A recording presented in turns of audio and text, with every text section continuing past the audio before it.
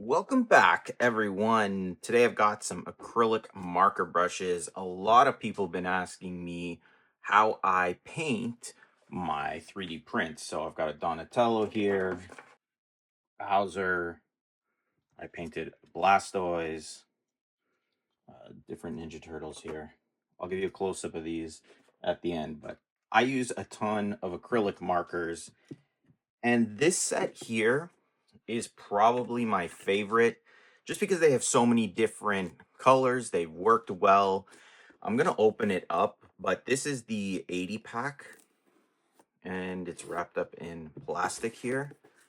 You can get them in different sizes or different amounts, 72, 160, whole bunch.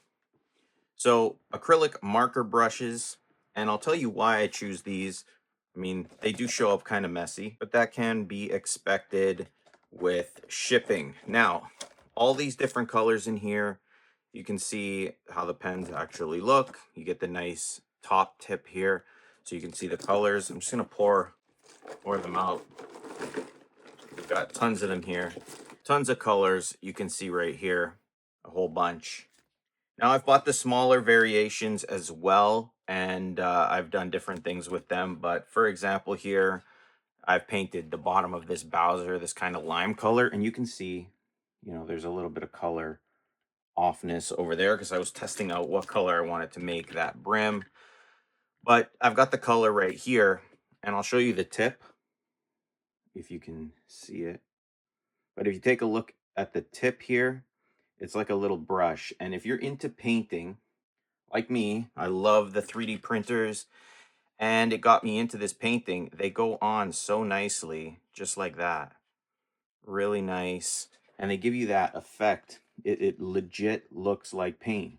You can see it's painting right over that initial green, and I'm getting the darker color now. And they don't dry out very fast, which is something I liked as well. Some of the other packs that I got that were not this brand, I had an issue where they would dry out quite a bit. So just to give you some examples here, I drew out a couple of colors. I'll pick out some more, and you can see they work right out of the box. You can shake them up if you really need to. You can hear it kind of shaking in there. They got gray. White and black are hard to come by in terms of good quality acrylic markers. And this one has a white. And I kind of like this white better than most. It just seems to work really well on prints. This one's a off-white. The white is actually right here.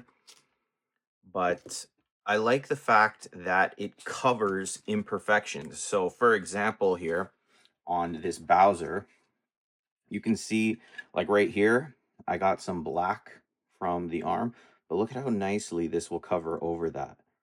Like it actually covers over it. I might need two coats because it's obviously black and white, but some of these acrylic markers that I pick up, you'll go over it and it'll just look like a clear, like it'll almost look like you're clear coating over it and nothing happens. So I really like the white that it provides as well.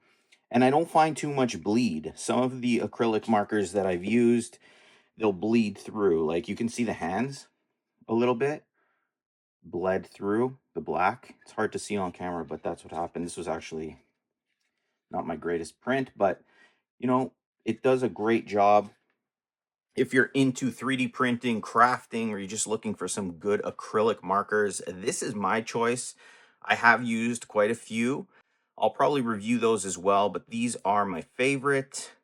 I went with the 80 pack this time around just because I needed more variations of colors, especially these kind of skin tones like the 64 here, this one right here, 26, 44. And I actually printed a big Vegeta on my 3D printer here. And this is all painted. So I painted the face, the eyebrows, the eyes, his arms, his legs, they're all painted, the feet, the body here was painted. The only thing I think that was not painted was the hair. The hair was actually that color, and I painted his little kind of, I guess, straps there.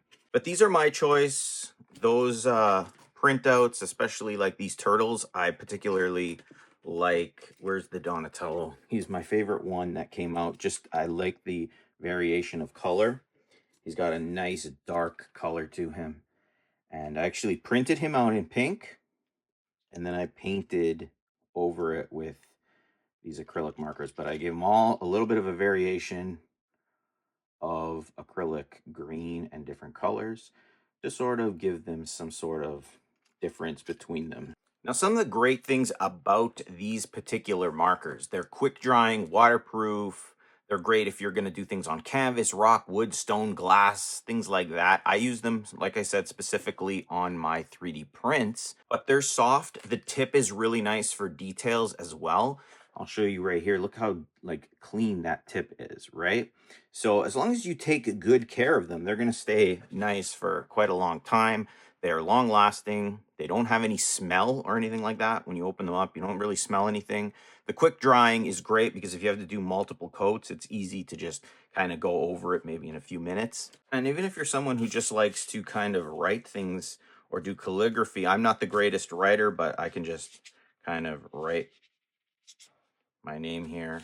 So if you're in the market for some acrylic paints or acrylic marker pens, this one might be for you. I went with the 80. Like I said, there's a whole bunch of different sizes. Check them out and have fun.